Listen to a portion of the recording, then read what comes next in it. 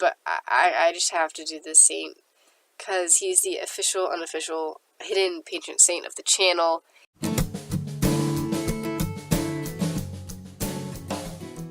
Please excuse my nasally voice. I have been sick for 2 weeks.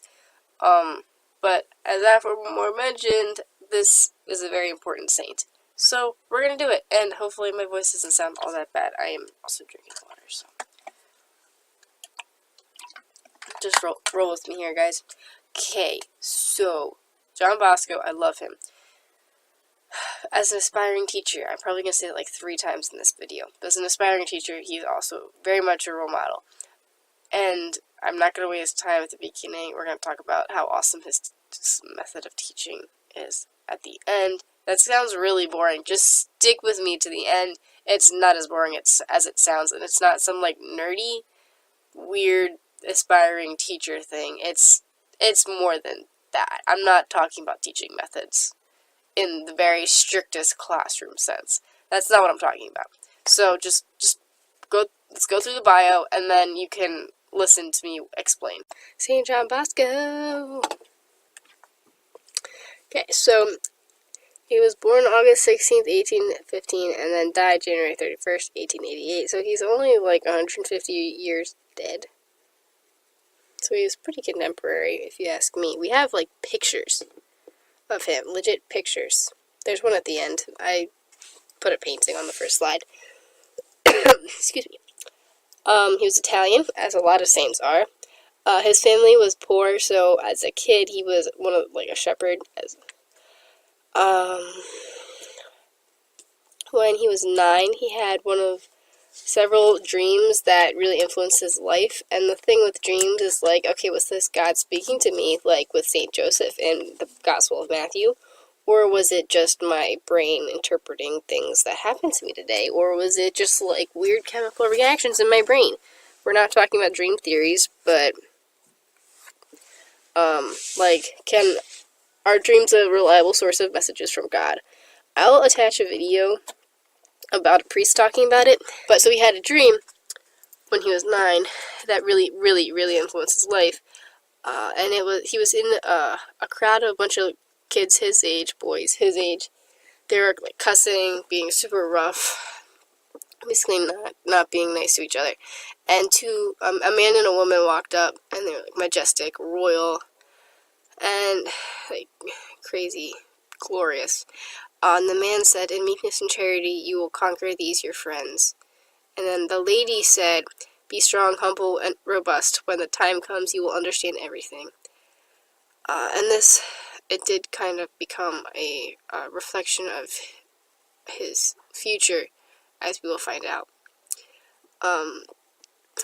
And so, with his other friends, he would use magic and like circus tricks to get people's attention, and then he would ask, so he would have these little shows, and then as their ticket, he would ask them to like pray a Hail Mary with him or something, and he would use this when he was a priest as well, just like grab people's attention with like funny, cool stuff, and then it's like, "Hey, will you pray with me just because I did that show for you?" So that was a constant. He used that like his entire life. And then getting a little more serious, he knew he wanted to be a priest at a young age, but his family was way too poor to provide the education that he needed. So a priest friend provided him with teaching in a few books, like just as an encouragement, but his older brother, I'm pretty sure John's father had died. Don't quote me on that. But but John's older brother, who took care of the family, got angry at this. Kind of, I guess his pride was hurt. That makes most sense. So when John was 12, he hired himself out as a laborer in a vineyard, and left his family because he knew he couldn't pursue his vocation to the priesthood with his brother's anger at his back all the time. Anyone who leaves a brother, sister, or mother for the sake of the kingdom will receive 100-fold in this life and the next. Okay, so getting into his adulthood, he was ordained in 1841. And then he saw this need. He would see these homeless boys in the street, either like these ragamuffins, but parents were too poor to take care of them. Somebody was in prison, stuff like that. He saw all these boys all over the place, and he wanted to help them. And so he would befriend them and take care of them, and just like he would be a father to them. And he eventually he was able to make houses for them, and then worked for their form of apprenticeships because they were being really abused. And excuse me. And I think you have to take this in the cultural context as well, because this was like totally like radical, unheard of, just like, and kind of looked down upon. The government wasn't very happy with it. People weren't happy with it. I mean, the apprentices masters were like taking advantage of the boys, and John Bosco would be like, yo, that's not cool, don't do that, it's not allowed, it's not just. And they would get mad at him for that kind of thing. And he got in trouble with the authorities, I believe, but eventually it started catching on, and they realized what good he was doing when these ragamuffins aren't running around and causing havoc and stealing things all over the place. And so within 20 years of his ordination, by the 1860s, he and his mom, who had joined him, they were taking care of over 800 boys. And this also was hand in hand with founding the Salesians, who now they work with kids still. It's more like teaching schools, like summer camps kind of thing, but they still one of their main thing is it's the salvation of youth, I think, is their charism. He was also a mentor of Dominic Savio. So I just love pointing this out because it shows you need companionship, especially, and you need mentors. You need both. You need people your own age in order to go in a path of holiness with them, but you also need mentors. You need somebody who is farther along the path, who knows the stuff that who knows like us. Not everybody's path of holiness is different, but there are similarities in everybody's paths. Who knows like what are some of the things that's gonna happen, the ups and downs, that kind of thing. Somebody who's older and wiser than you, and who kind of already knows the spiritual life really well. So he mentored Dominic Savio, and Dominic Savio died as a teenager, but he's a saint, so look him up too. Okay. Sorry, I just kind of ended his life. But by the time he died in the 80s, I think it was going pretty well. I don't think he was completely accepted, but I don't remember. But he definitely made progress in the help with the boys, and not everybody hated him, although obviously people are always going to hate saints for whatever reason. Okay.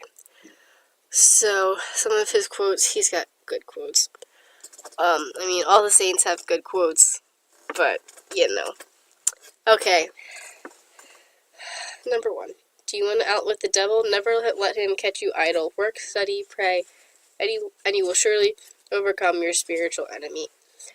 Just don't let your mind settle for yucky things. Without confidence and love, there can be no true education. Somebody who wants to be a teacher, that really helps, because it's like you're not going to be able to get the education into these kids if they don't trust you and respect you first and foremost. Okay, so this quote is the basis of the motto of this channel. Enjoy yourself as much as you like, if only you keep from sin.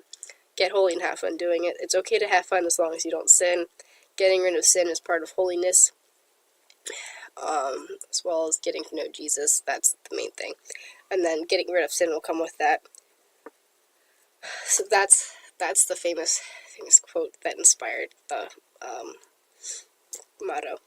And this also goes along with the second quote that the second quote, it's not enough to love, people have to feel that they are loved. People, you just don't want to say, oh, I love you. I mean, some people saying that, it really helps, but people have to feel like you love them. Love languages, look up love languages. Listen to the two things the devil's, listen, there are two things the devil is deadly afraid of: fervent communions and frequent visits to the Blessed Sacrament and Our Lady. But what are those two things? Jesus and Jesus. So the devil's deadly afraid of Jesus. Go to Mass and visit the chapel as much as possible. I'm gonna say that. When tempted, invoke your angel. He is more eager to help you than you are to be helped. Ignore the devil and do not be afraid of him. He trembles and flees to the side of your guardian angel. Oh my gosh, your guardian angel freaking loves you.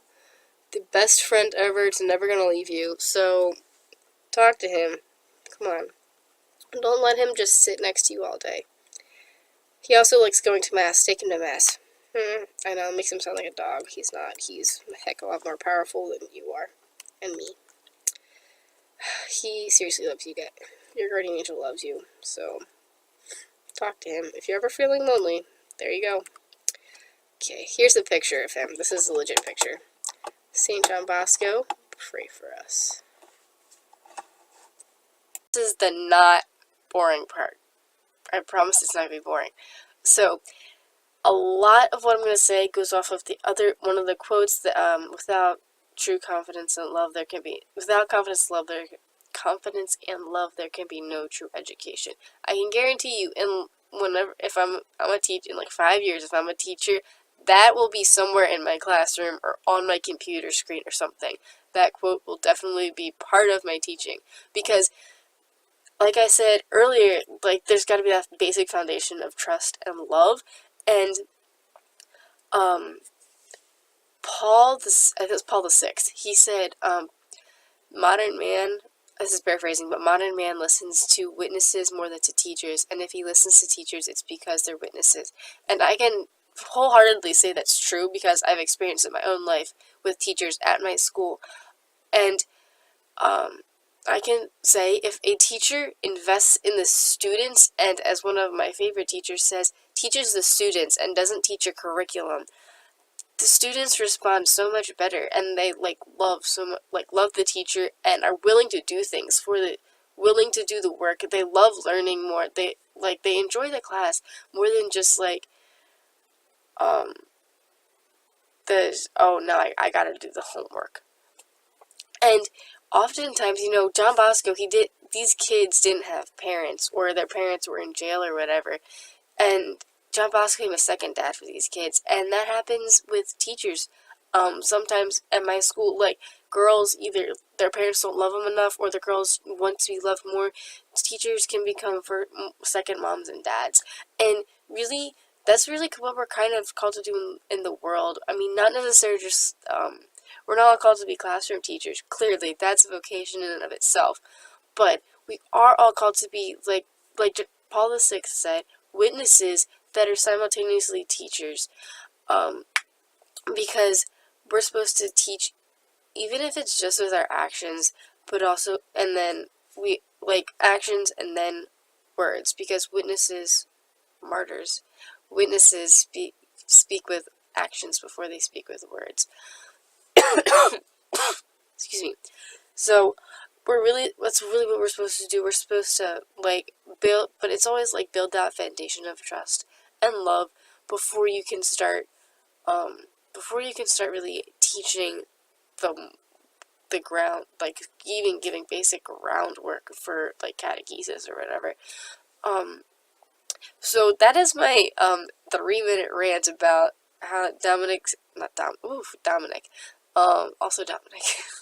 John Bosco's method of teaching, and probably should stop now, because I could go on for a long time about this, because I love it.